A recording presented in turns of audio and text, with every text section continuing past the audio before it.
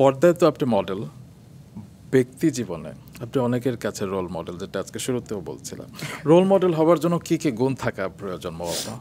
আচ্ছা, আগে প্রথমত আমাকে উত্তর দাও, তোমরা যে এক কথা আমাকে বলো যে ৩৬ বছর ধরে এক জায়গায় আমি থেকেছি, সেটা কি সত্যি? আমি তো আসলে এতদিন ওরকম করে কাজ করি। মওয়াপা, এখন আপনি যে কোনো মডেলকে একটা প্রশ্ন করেন যে আপনার প্রিয় মডেলকে কিংবা আইডলকে, বলবে মওয়াপা।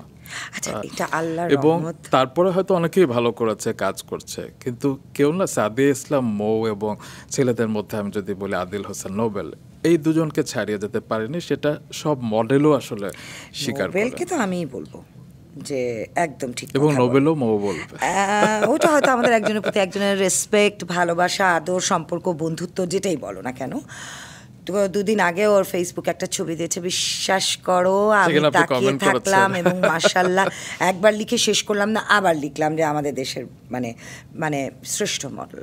অবশ্যই। এবং এত সুন্দর করে নিজেকে ক্যারি করছে, সত্যি কথাই। তবে হ্যাঁ, আমি সত্যিই বলবো, ওইভাবে যদি জিজ্ঞেস করো আমাকে, আমি খুবই কৃতজ্ঞ আমার নেক্সট জেনারেশনের কাছে, তারা যে আমাকে আইডল বলেন বা মনে করেন, বা কিছু কিছু ছেলেমেয়েরা, এবং যারা এখন আসলে যারা এই জেনারেশনে কাজ করছে, কিছু কিছু ছেলেমেয়েরা যে আমাকে সত্যি ভালোবাসে, সেটা আমি বুঝি।